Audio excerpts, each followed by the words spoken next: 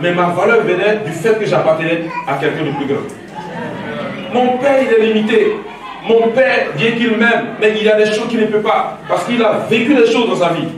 Mon père, bien qu'il m'aime, il a des ressources limitées. Mon père, bien qu'il m'aime, il n'a pas toute la force de me garder partout où je vais. Mon père, bien qu'il m'aime, il n'a pas toute la sagesse pour m'éduquer. Mais parce que j'appartiens à quelqu'un de plus grand, il a toute la sagesse. Il est lui-même la sagesse incarnée. Alléluia. Certains parents ont fait de leur vie le résumé de la vie de leurs enfants. Mon fils, oh, j'ai travaillé pour vous tous. Il y a suffisamment d'argent pour vous. Oh. Ne le fatiguez pas, hein? Pas pour, il faut te reposer. J'ai ouvert un compte bancaire pour toi. Vous avez échoué. Comment vous voulez prendre votre héritage pour limiter l'héritage de quelqu'un que Dieu a prévu qui sera plus riche que vous? Vous ne pouvez pas travailler seulement. Vous ne pouvez pas mettre votre enfant dans une boîte. Et j'ai dit aux enfants, une année quelque part, ils s'est renseigné, il y a des jeunes, leur papa était malade, donc ils sont partis à la maison. On allait fouiller pour prendre les papiers de la maison. Heureusement malheureusement pour eux, le vieux n'est pas mort. Il y a une fille qui a dit à sa maman, maman, quand même la tienne, c'est quand tu as mourir, tu vas prendre ton argent là. Mais depuis que tu as l'argent, tu ne meurs pas. Les femmes de ton âge, elles sont déjà mortes, toi tu es là. Ils n'ont pas compris. Ne vous battez pas. Les gens vont voir les féticheurs pour tuer le frère pour l'héritage. Pourquoi vous allez vous battre pour l'héritage? Vous aurez plus que ce que papa a. Parce que vous avez un héritage. Amen. Amen. Alléluia. Amen. Bien. Il nous reste encore beaucoup de temps. J'avais demandé 2 jours pour les parents. Donc il nous reste beaucoup de temps. Donc, l'appartenance. Travaillons cela. Si nous voulons des hommes et des femmes de valeur, créons un cadre où l'enfant se sent appartenir à la maison.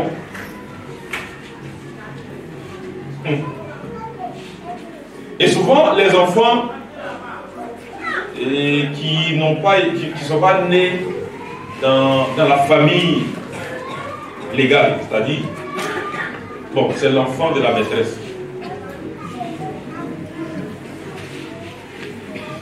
Et puis, l'enfant s'est vu dans l'église avec le monsieur et puis sa femme. Donc, quand il voit deux types d'amour. Est-ce que vous comprenez ce que ça veut dire? Là, il ne comprend pas le sens de l'appartenance. C'est mon papa, mais elle, c'est pas ma maman. Ma maman est dehors. Et puis, elle va dans l'autre église. Mais quand on est à la maison, il y a le même âge avec ma soeur. Mais quand on donne 1000 francs à ma soeur, moi, on me donne 200 CN. Ton enfant ne comprend pas. Est-ce que c'est parce qu'on n'a pas mis maman que papa me traite comme ça? L'appartenance. Donc on doit aider nos enfants à comprendre. Nous aussi, on doit réfléchir. Si nous voulons des enfants de valeur, des hommes et des femmes de valeur, qu'ils grandissent dans le sens de l'appartenance. Demandez à l'enfant, à qui tu appartiens? Est-ce que tu es content d'appartenir à Jésus? Est-ce que tu es content d'être dans la maison de Dieu? C'est ça qui va faire ta dignité. Et Dieu t'appelle son enfant. Dieu te donne un héritage. Et puis Dieu te donne une destinée. Ta vie n'est pas le produit de ce que les gens ont conspiré, mais c'est le produit de ce que Dieu a prévu. Toutes les conspirations, c'est pour ne pas que tu atteignes cette destinée. Et lorsque nous perdons notre dignité, nous ratons notre destinée. Ce n'est pas le plan de Dieu que nos enfants se retrouvent dans la drogue. Un enfant de 12 ans qui va voir un marabout, il n'y a pas de valeur. Ce n'est pas le plan de Dieu. Dieu n'a jamais prévu qu'il y ait une brigade pour les mineurs, prison pour les mineurs. Dieu n'a jamais prévu ça. Mais pourquoi nos enfants sont ici? Parce qu'il y a une perte de valeur. Une perte de valeur. Est-ce que le corps est encore vu comme Dieu voit? Votre corps est le temple de cet esprit. Alors, il demande à quelqu'un, Est-ce que tu as demandé la permission à Dieu avant de te tatouer? Non. Pourquoi? Mais c'est mon corps, mais c'est pas ton corps. Est-ce que tu as demandé la permission à Dieu avant d'aller à l'hôtel avec ce jeune homme? Non. Pourquoi dois-je lui demander la permission? Parce que c'est son corps. Si Dieu te dit, va faire, tu peux partir. C'est la valeur. Donc chaque fois que nous avons utilisé notre corps pour faire quelque chose sans avoir demandé à Dieu, on est sorti de la valeur que Dieu a prévue.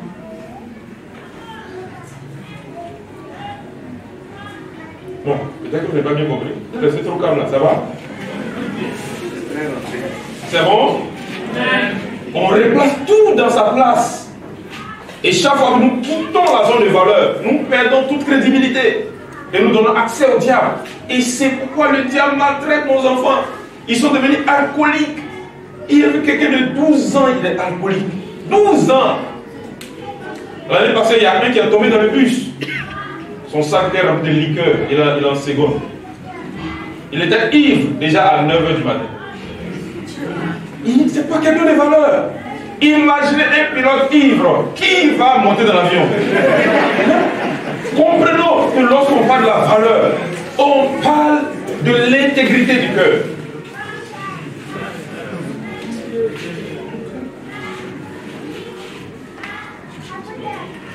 Bon. On va conclure. Alléluia. Alléluia. Que Dieu vous bénisse. Bien.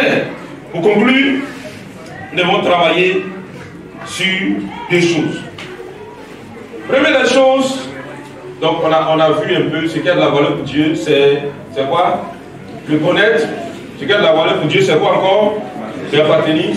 Enfin, voilà, troisième chose, on va voir rapidement. Ce qui a de la valeur pour Dieu, c'est le servir. Le servir. Ça, c'est le troisième principe. Ce qui compte pour Dieu, c'est de le servir. Si vous voulez que vos enfants soient des hommes et des femmes de valeur, engagez vos enfants à servir Dieu. D'une manière ou d'une autre. Je ne vous dis pas d'engager des pasteurs, mais à servir Dieu. En balayant la maison, on est en train de servir Dieu. En lavant les assiettes, on est en train de servir Dieu. Il dit Jésus allait de lieu en lieu, faisant du bien aux hommes et guérissant tous ceux qui étaient sous l'emprise des démons. Car Dieu est avec lui. Faire du bien aux hommes, c'est de la valeur. Maintenant, pour conclure, nous allons voir les deux domaines dans lesquels on doit aider nos enfants à travailler pour être des hommes et des femmes de valeur. Le premier domaine dans lequel on doit travailler, nous devons travailler à la transformation de notre système de croyance. On doit aider les enfants à travailler pour que leur façon de penser, système de pensée, système de croyance, change. Et ça, c'est important. Pourquoi? Parce que le monde vient avec sa pensée. Le monde vient nous bombarde à la télévision, sur Internet, avec la pensée, devenir riche. Voilà, soit comme ça, soit le plus beau, soit la plus belle, devenir riche, aie ta voiture. Ils allaient dans une église, à Foucault-Dit, un programme avec les adolescents, et puis je leur ai dit, quels sont vos rêves? Le plus âgé doit avoir peut-être 15 ans. Et dit, bon, qui rêve d'avoir les trottinettes là? Ils vont commencer à rire. Et bon, qu'est-ce que j'ai dit?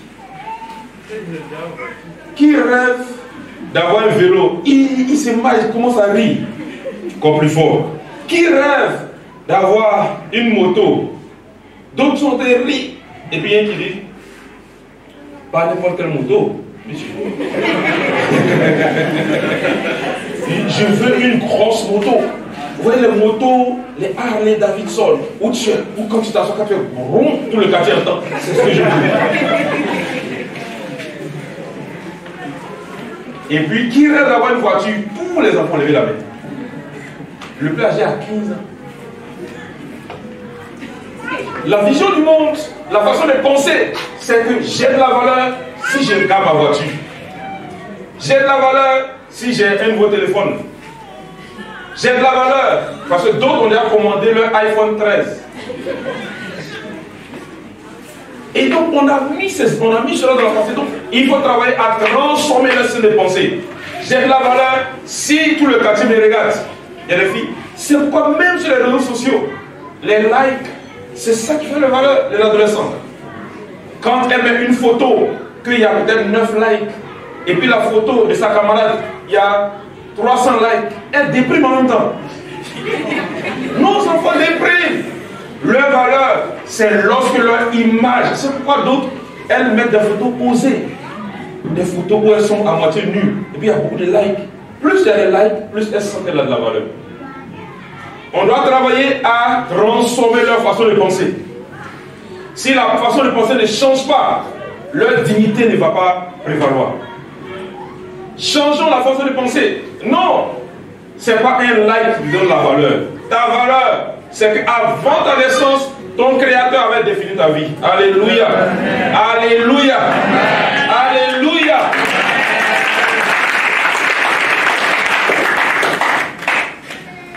Et donc, lorsqu'on arrive à travailler sur leur système de croyance, on va leur donner de comprendre en réalité que ce qui fait leur valeur, c'est qu'ils appartiennent au Seigneur.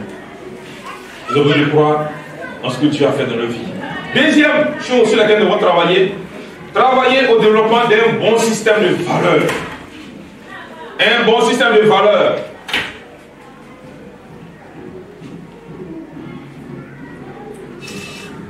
Vous savez, le système de valeurs, c'est la chose qui prend la plus grande partie de notre vie, de notre temps.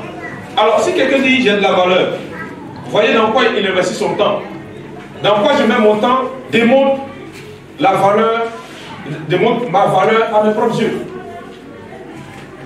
Qu'est-ce qui prend mes biens matériels? Faisons le bilan de l'année. En 2021, dans quoi on a plus dépensé?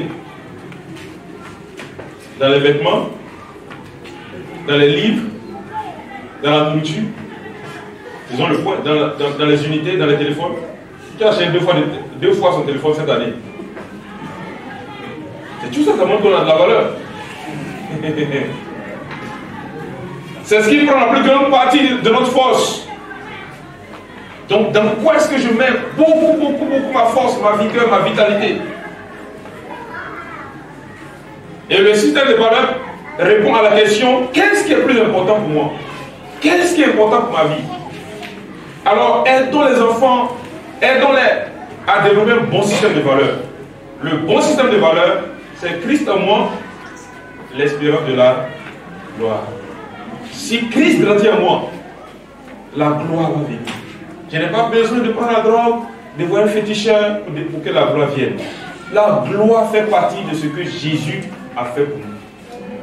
Et la Bible dit, Dieu nous appelle à son royaume et à sa gloire. Nos enfants veulent la gloire. C'est pourquoi ils veulent aller très vite, rapidement. Ils mettent leur valeur dans ce qui n'est pas honorable. Alors, chers parents, bien-aimés dans le Seigneur, pour que nos enfants deviennent des hommes et des femmes de valeur, nous devons les accompagner dans le processus. Ma prière, c'est que chaque parent s'engage à travailler sur ses propres valeurs. Évaluons nos valeurs. Qu'est-ce que nous sommes en train de présenter aux enfants? Évaluons nos valeurs. J'ai parlé avec une maman qui dit que il y a deux jeunes filles qui se dépigmentent. Elle a compris lorsqu'elle a vu leur propre maman. La maman a mis beaucoup l'accent sur la dépigmentation. Elle m'a dit, garçon, votre papa l'a même là. C'est comme mon thé même est devenu plus clair que son amour pour moi a augmenté. Donc merci. Je veux mes conseils. Donc les enfants se dépigmentent parce que là, c'est une valeur dans la maison. Comprenez un peu? Évaluons nos valeurs. Qu'est-ce que l'enfant est en train de recevoir de moi? Quand l'enfant me voit, qu'est-ce qu'il voit? Est-ce qu'il voit une maman qui est beaucoup accrochée aux vêtements, à la nourriture? Un papa qui est beaucoup accroché à sa voiture? Qu'est-ce qui est de la valeur de la maison?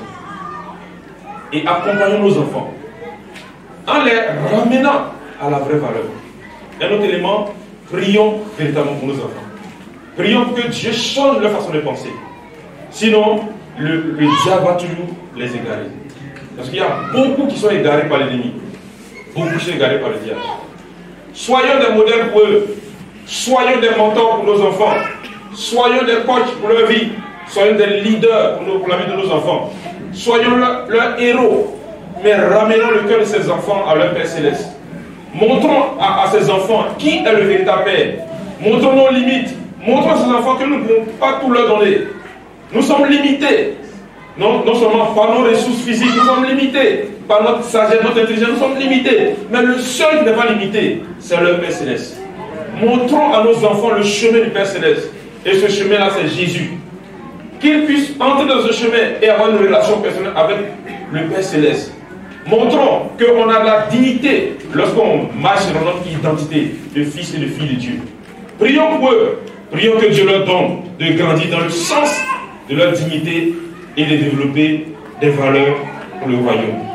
Que Dieu nous bénisse et que Dieu fasse de nous des hommes et des femmes de valeur. Au nom de Jésus. Amen.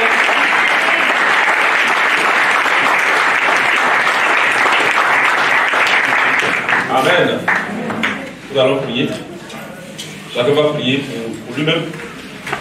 Et ensemble, on va prier pour nos enfants. En même temps, j'aimerais qu'on prie pour nos deux rencontres de demain et d'après-demain. Que vraiment le Seigneur se souvienne de ses enfants. Prions le Seigneur. Seigneur, nous te bénissons. Prions, bénissons le Seigneur. Nos vies sont entre ses mains. Seigneur, ma vie est plus précieuse que tout ce que je peux avoir sur cette terre. Ce que je suis en toi est plus grand que ce que le monde me donne. C'est plus grand que mes diplômes. C'est plus grand que mes talents. C'est plus grand que les ressources que j'ai dans ma poche. Qui je suis en toi est beaucoup plus grand et beaucoup plus important. Seigneur, merci de nous révéler ces choses. Et merci de nous amener, Seigneur, à grandir dans la compréhension de ces choses au nom de Jésus. Merci de nous révéler l'état de ton cœur, de nous donner de grandir véritablement dans le sang de notre dignité et de notre importance en toi. Et merci de faire de nous des modèles. Prions le Seigneur, disons au Seigneur de faire de nous des modèles pour cette génération. Qu'au travers de nous, ces enfants puissent marcher dans la dignité. Au nom de Jésus, Seigneur, aide-nous, aide chacun de nous, chacun des parents, chacun des frères et des soeurs ici, à être des modèles, à être des leaders, à être des mentors, ces enfants, à être des pères et des mères spirituels, des pères et des mères spirituelles dans la vie de ces enfants. Seigneur, des modèles de vie, des modèles d'intégrité, des modèles de probité, des modèles d'humilité, des modèles de reconnaissance, des modèles de transparence dans le nom de Jésus. Seigneur, interviens dans la vie de tes enfants, de tes serviteurs, au nom de Jésus. Seigneur, interviens dans les maisons, dans les familles, et apporte la lumière pour dissiper tout ce qui est comme ténèbres, tout ce qui s'est enraciné dans les maisons, qui n'est pas conforme à ce que tu présentes comme valeur. Viens au secours de nos maisons. Prions le Seigneur, prions pour nos maisons. Seigneur, viens au secours de ma maison, viens au secours de nos maisons. Prions s'il y a quelque chose qui fait fuir nos enfants, s'il y a quelque chose qui crée la division, prions. Si nous avons une faiblesse dans le cœur, une faiblesse dans la maison, dans notre système, dans notre organisation, prions, Seigneur, apporte la lumière, apporte la paix dans nos maisons. S'il y a une division, Seigneur, apporte la réconciliation au nom de Jésus. Prions le Seigneur, prions pour nos maisons. Nous avons vu que Isaac et Rebecca n'étaient pas conciliés par rapport à l'amour qu'ils avaient pour les enfants. Et cela créait des problèmes plus tard dans la vie de ces deux enfants. Cela créait des luttes et des affrontements. Seigneur, nous te prions, viens au secours de nos maisons. Nous voulons présenter la vraie valeur à nos enfants. La dignité, nous voulons leur présenter la véritable valeur qui est de te connaître, de t'appartenir, de te servir, de marcher de la dignité de fils et de filles de Dieu, dans notre identité. Seigneur, viens au secours de nos maisons, dans lesquelles il y a des divisions, il y a des mésententes, il y a des trahisons. Seigneur, visite nos maisons au nom de Jésus, et que la gloire te revienne, que les ténèbres te dissipent, et que ton règne vienne dans nos maisons, dans le nom de Jésus. Change nos cœurs, change nos pensées, et bénis-nous dans tous les domaines de nos vies. Que la gloire et l'honneur te soient rendus. Toi, le véritable Dieu, celui qui opère les miracles sur la terre et dans les cieux, celui qui est vivant pour toujours, celui qui règne en majesté. À toi ce soir la gloire. Seigneur, nous te recommandons la rencontre de demain et d'après-demain. Que ta grâce soit sur ces deux rencontres au nom de Jésus. Nous te recommandons l'école de dimanche. Seigneur, merci de bâtir la vie de ces enfants dans le nom de Jésus. Nous te recommandons les familles de cette communauté. Merci de tendre les limites des familles au nom de Jésus. Nous te recommandons les enfants de cette assemblée. Seigneur, qu'aucun de ces enfants ne se perde dans le nom de Jésus. Amen. Mais que tout soit transformé pour ta gloire. Que la gloire de notre soit rendue au nom de Jésus. Amen.